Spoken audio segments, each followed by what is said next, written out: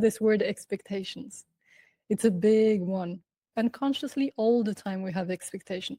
Like we wake up, we expect, I don't know, our partner to do this or that. We expect that to happen at work. We expect the sun to come up in the morning. We expect our friend to write back. We have all the time expectations. And sometimes we have very fixed expectations, sometimes also very high expectations. I know that's a big topic for many of my clients, and these expectations might cut us off from life. Welcome to the inner space. This is for you if you need encouragement to be more yourself and explore your own path. Maybe because you feel different, too sensitive, or just not able to do things as everyone else seems to. There is a way, and it's your unique way. I'm Gloria Jansen. I am a coach, a healing artist, and a surfer. I am here to help you ride the waves of life, work, and business to find that deeper alignment with your creative and sensitive soul.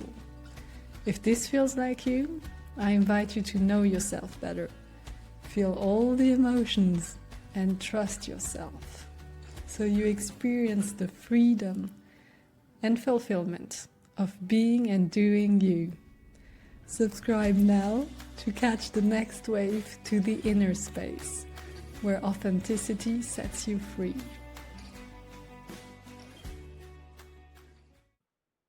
This episode is for you if you have a particular relationship with your expectations.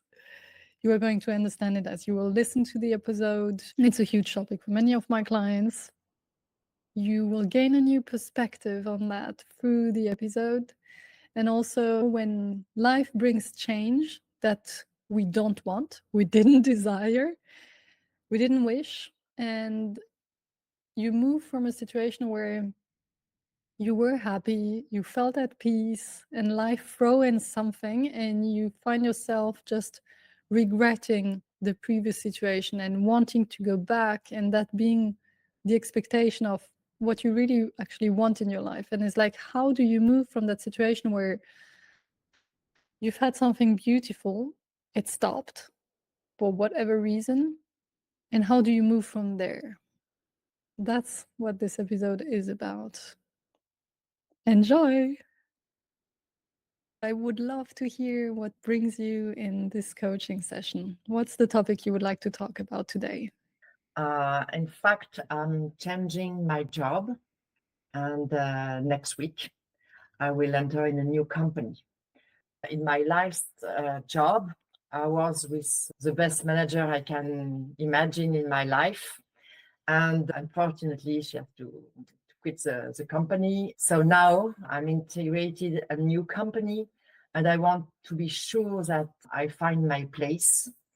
And sometimes I can be, it's not maybe the good word, but I can be shy because it's your first day in the company. So you don't act like you are, because you said, okay, maybe I don't have to say something, or I don't have to ask questions, or I need to be polite. Or, of course, I need to be polite, but not, maybe I have to be just as I am. I don't know how I have to be for the first days to be sure that my integration will be good, and I will be sure that it's a good company for me, because maybe it's not the good one. You just have one or two interviews with your future manager, so you don't know exactly who is she. I want to be sure that it's a good company for me, it's a good manager, and I want to know if I have to be just natural during my process in integrating this company. I have a good feeling with my manager, but I was a bit astonished with human resources. I discovered something in my contract last Friday, and I was very angry. Maybe it's just a mistake, and everybody makes mistakes, but I want to be sure that this situation will not pollute my integration. And how will you be sure, or how can you be sure? That's a good question. I think if for the human resources, if they don't speak about this point, we have between brackets arguments. But then, okay, the situation is closed. We find a compromise. And with my manager, I hope she will speak with me about this topic. Because I think it is her responsibility to defend me, to make me feel comfortable, or to say to me, it was a mistake. We find a compromise. I'm happy you are here in the company. It's important for me, but maybe I'm expecting too much from somebody who, in fact, doesn't know me. She just had an interview and she said, okay, she could be the good candidate for the job. So, but I don't know how I have to react because I was a bit astonished to discover something in the contract. What do you have control about? What do you have influence on in that current situation? Nothing, I think. I can't manage on that. I can speak about the subject myself, but it will not be a success for me. I think it's not my role to speak about it. I think it's the role of my manager because it was a mistake from the company. Maybe I'm expecting too much because I had the greatest manager I could, and now I'm looking for the same manager, and maybe it's not possible. And what's the fear underneath that situation? If you go one level deeper, I'm afraid that my future manager is a bit coward, and she will accept what the CEO says without challenging him. My former manager, she was always thinking about the worst situations, challenging all positions, even of the CEO. And I thought it was the best way to take the best decision and just to have courage. And my future manager, I think she will not have this courage. So I'm afraid that I will not be very comfortable with her. I was astonished during my discussion with the human resources because she was in the copy of all the email. And she said, oh, I didn't know, I didn't follow your discussion with the human resources. It's not possible. She was in copy. She knew that maybe I will not come because of this point in the contract. And she moved, she speak without taking into account my feeling of being betrayed. Maybe I have to forgive her and go ahead, but I don't know if I am able to do that. And just listening, it's always a French expression, but I'm listening my stomach. Maybe I'm thinking too much, but my stomach is just saying me it's not normal, but maybe it was just a mistake. do you want me to give you some feedback on what I hear? Yes. So first, there is this word that comes all the time. I want to be sure. I want to be sure. Right. Like that is coming from the mind. I want this certainty. And why you seek this certainty is because in your gut feeling, you're like, I don't know. And often when in our mind, we're like, I want to be sure. I want to have the certainty. Like, what are the signals that make you ask yourself this question? And you've shared them already. What discussion that happened with the HR, how your manager didn't react. And that was for you something that didn't feel right. So that's what happened. And we want that certainty from the mind, but in the end, the only voice that will be able to guide you, it's going to be your gut feeling. Is it right for me? That's the first thing I hear, so that you can make a difference. It's always important in a decision making to make the difference between, am I coming from my mind, what's coming from my mind, and what's coming from my gut in your case. Yeah. The question is, okay, you've had that experience that was not good, for sure. That made you really doubt maybe your decision. When you go back to the interview process, apparently it was fine with the manager, like it felt right. Mhm. Now you're going to start very soon. Yeah. So basically, can you stay connected to your gut feeling to check, is this the right environment? Is this the right person? And as you said, can you give a chance Yeah. beyond that original situation, acknowledge that it wasn't right for you? Then I'm going to ask you other questions around that. Can you give a chance? Are you ready? Or maybe it's okay. You tell me, Gloria, no, this is like inconceivable for me what happened, and I don't even want to show up. And it might take a bit of time to sense what's right for you, to feel okay. And that I'm saying also because I asked you to come here, your date of birth, and I created your human design chart, and maybe you don't know anything about it, but I have some information about your human design, and how you are designed is also to take time. It doesn't mean like taking a decision in the moment, but give yourself a bit of time to find clarity. Not, okay, the first day, this was shit, I'm going to leave tonight. That might be a very impulsive reaction. No. But actually, how you are designed to take a decision is maybe give you 1 night, 2 nights of sleep, a bit of experience, and you will gain the clarity to take the decision by giving yourself a bit of time. Not to think, but to feel. Does that make any sense for you? Yeah. But because of this experience, I think how I can be sure when I have an interview that it is a good manager. Can you be sure? That's the question. Yeah, because when I met Sophie, she was the name of my last manager. Yeah. I feel that she was very human, very sensitive, but I was not sure. It was just a feeling.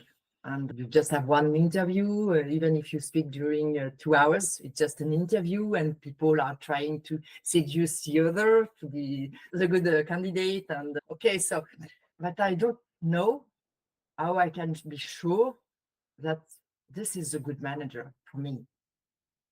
I want to return you back the question, like, how would you get the answer to that question? Very, like, practically, how will you get the answer to that question? I don't know. I really don't know, because when I met my new manager, she seems very sensitive, but it was not the same feeling with Sophie. But I find her very, very calm, because I'm moving very Excited, fast. agitated, yeah. So I need somebody who be calm. I need somebody with courage. So I can help you, like, at least make an opening to that question. I will take another path that might be surprising. When I hear you asking that question, it reminds me of clients I have who are like thinking about their professional path and want to do maybe a new career, a new job, and like, how can I be sure it's the right job? Or I'm thinking about people in a relationship. You are now in a work relationship, but it can be in a love relationship. Like, how can I be sure that's the man of my life, the woman of my life? That this desire of, can you give me the certainty that if I'm with that person, we will be happy our entire life? And that no one knows.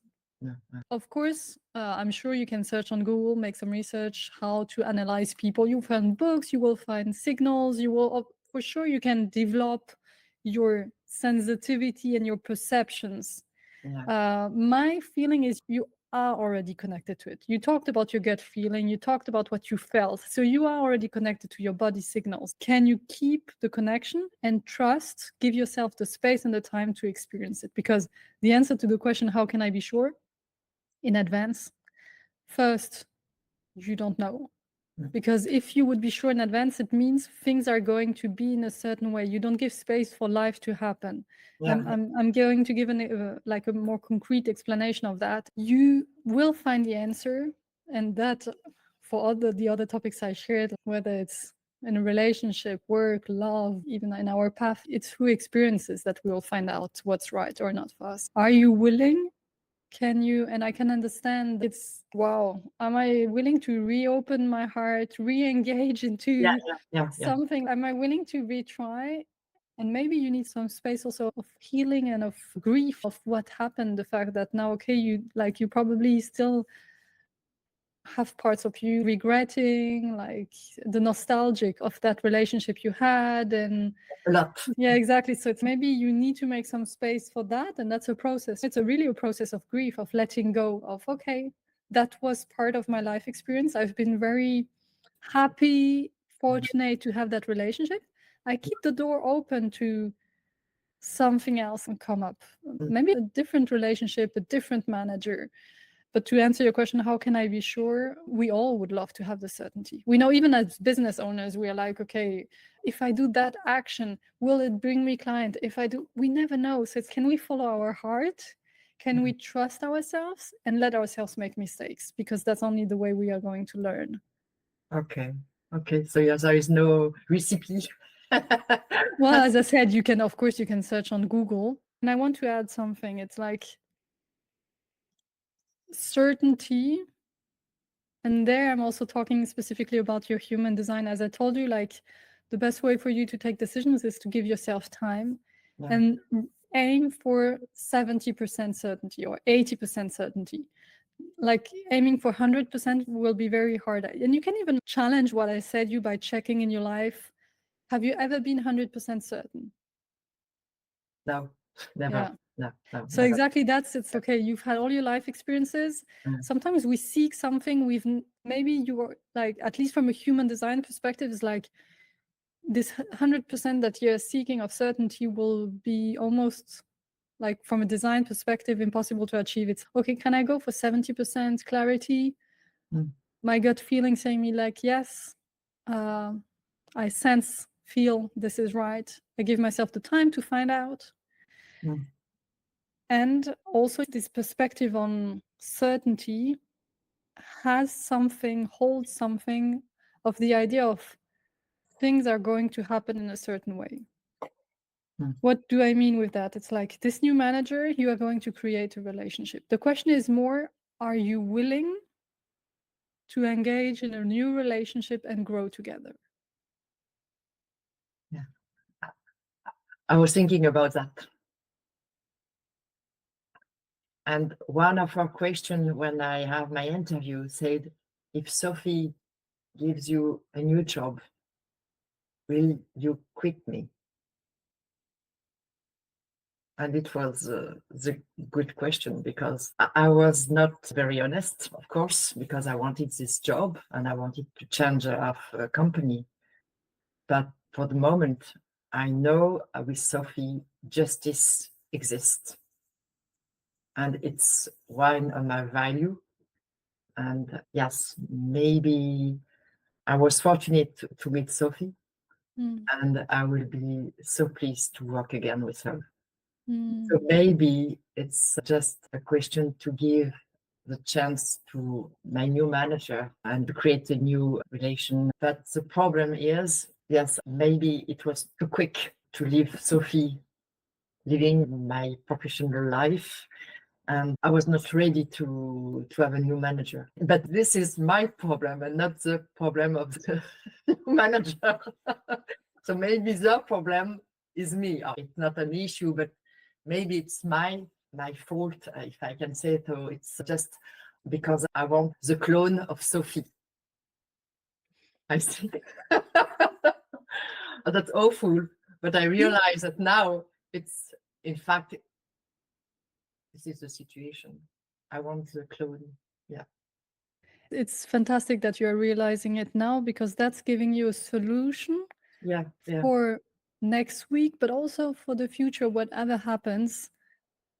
Because it's fun. I have this image that comes to me. It's weird because it's really not related to the topic, but imagine you were in a loving relationship with a man or woman, whatever. You had a partner and this person died. And then you are missing that person. And every time you meet someone else, you're like, no, but she's not as beautiful. She's not as caring. She's not. So you can't even see the person, how the person is, because you're only comparing to what you don't have anymore.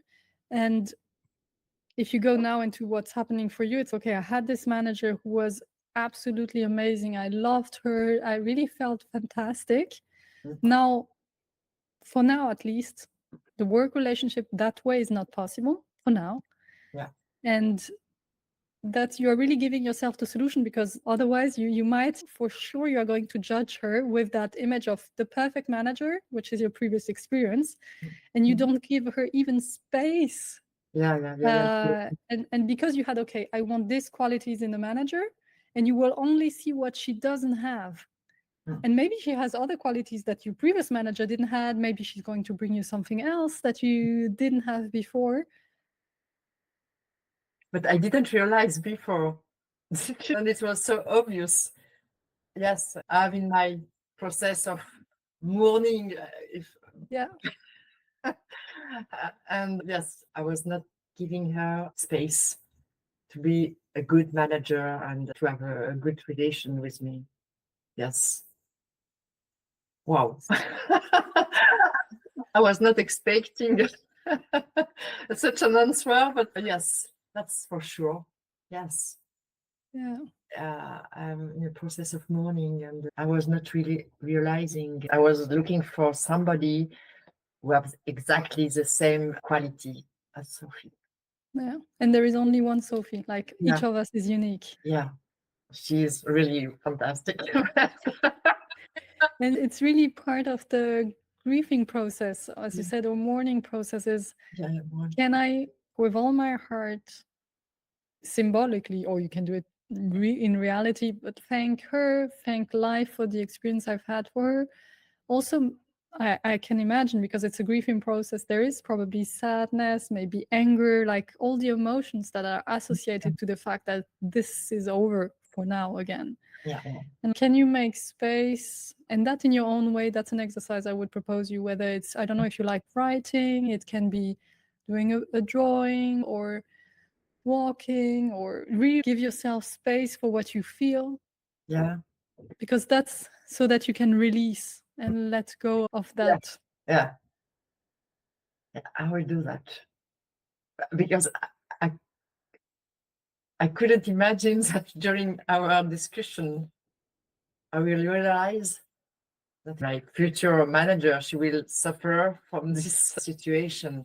Yes, I have to write down my feeling about this situation, because I'm very sad. This problem on the contract was just not possible for me, because I was not going to work with Sophie. And then there is a problem on my contract. Yeah. I was very hungry, and I see my new manager, she's not defending me, while Sophie, she will. Yeah. So good. You're really doing a great job, because it's like you realize that you had glasses looking for all the negative aspects. Yeah. And of course, this happened. And this is, and it's a separate topic to say, maybe you want also to have a discussion later when it's right. Like, this is another topic. But almost you had the glasses on that would only look for everything that is not right, not going well, because you had that attachment to the, as you said, the clone. You would have liked to have the experience you would have liked to have. So it's like really connecting to your heart, and as you said, the sadness that is coming up, making space for it. And it's a process. The mourning is a process. It will take the time it needs.